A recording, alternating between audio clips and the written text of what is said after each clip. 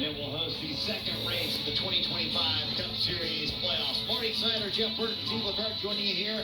Daniel Trotta and Dylan Welch will join us from pit road here in just a little bit. You know, Jeff, we talked about chaos racetracks in the playoffs, but is there a bigger unknown than this track in the playoffs in 2025? Well, that's what I like about this round. You think about the three racetracks, Darlington, this racetrack, Bristol, they're all three exceptionally unique racetracks with big challenges.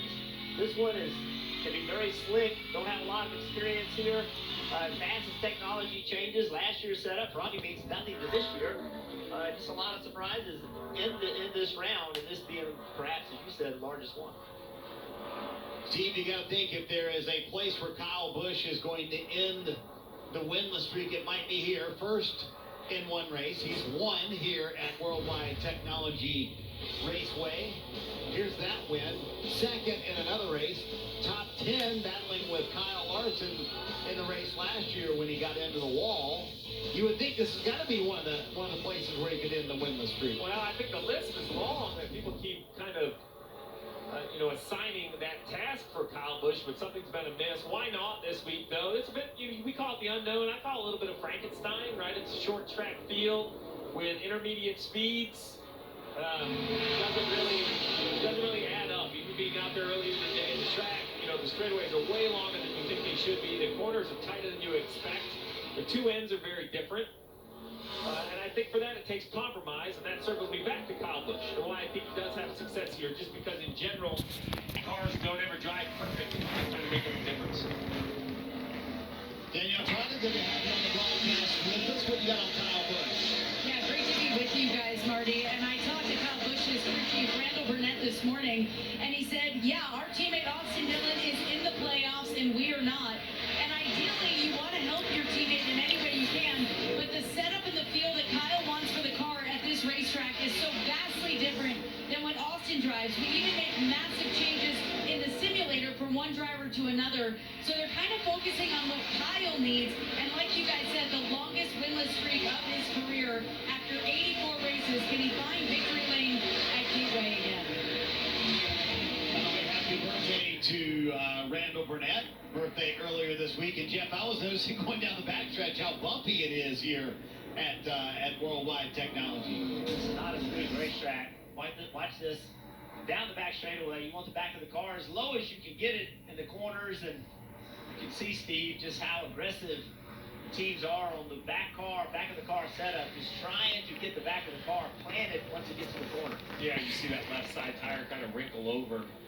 When I was talking about the compromise you make, this is an intermediate tire with intermediate aero rules, but I know it's a 1 1/4 mile racetrack, but that's really because that's long straightaways. The corners feel like a short track. It feels like a 3/4 mile racetrack. I'm seeing Chris Buescher right here. It's still a bit shocking. He's winless, at least shocking for me. I mean, this is a team that always seems to find a way to win. I would have had him winning in the regular season, but 6 wins in his career. They kind of come in streaky spurts for him. At least the last 3 did, all coming in a row. 10th at Darlington, that's 3 top 10s in the last 4 races. But Steve, you mentioned it. I mean, they got knocked out last year in the last race of the regular season. This year they get knocked out with 2 races to go in the regular season. But for RFK, still lots to fight for in 2025. Yeah, it's the first year with 3 cars, and I think that there have been highlights and lowlights across the board. But I believe for these guys, 2026 kind of starts now. I think you have to ask yourself how you missed, what you needed to do to be different, more consistent, have more firepower, and not be afraid to make those changes. And that doesn't have to necessarily be personnel, but maybe it's concept, Jeff, or approach to the weekends, or something that you weren't willing to take early, as you see his boss and fellow teammate Brad Keselowski chasing him around the 6 car. This car, Jeff, I think was playoff bound the final 13 races of the regular season. But the first half of the regular season put them so far behind they just couldn't get it. And I think that's what RFK in general is doing, right? Including Reprise, that throughout the year they showed speed, especially the second half of the year, as you mentioned. And how do you take what you learned in the second half of the year and apply it next year to come out of the gate much faster with much more speed and not have so much to gain? I think they have a lot to build on. Clearly a disappointing year, but also something to build on with the speed that they've shown in many races. three of the RFK cars running together. Ryan Priest, we run on board with the BuiltSubmarines.com onboard camera. A great look back at him as well as he goes down those bumps on the backstretch we talked about.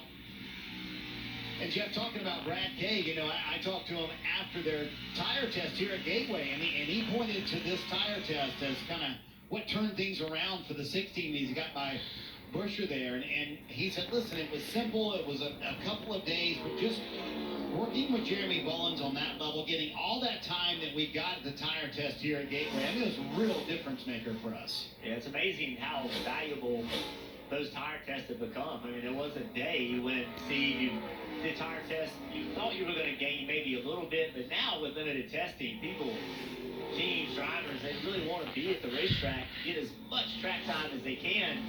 And it's wild how many teams we hear talk about how important those tests are and how it helped them move their teams forward.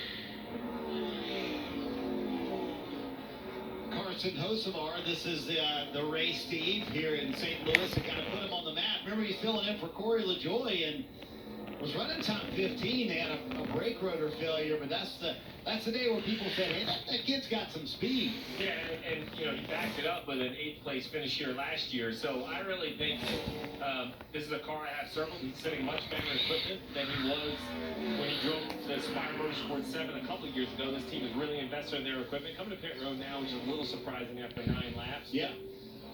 And third on the charts, too. Yeah, I think it goes back to what I was saying about Kyle Busch. I just think he might not be able to explain how he does it, but he's not very robotic. He's a little bit of an artist. And I think this is anything but straightforward. So he just goes down to one end, Jeff, see what the car does, goes to the other end, see what it does, and then adjusts his driving style. You see the 54 of Gibbs, top of the chart currently. He's run some traffic down right here. I think that's the 4 of Noah Gragson in front of him. Now I want to see, it's going to be hard to kind of widen out in practice. In the race, we've seen multiple lanes here.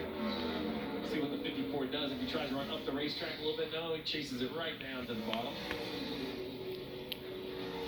Jeff, how important is this practice session in qualifying, knowing, to Steve's point, it's going to be tough to pass tomorrow in the race. So how important is it to get a good qualifying spot for the race tomorrow afternoon? Yeah, it's really important. I'll say this. Restarts here are wild, and it doesn't matter how well you start. If you can't gain positions or at least break even on restarts, it's not going to matter.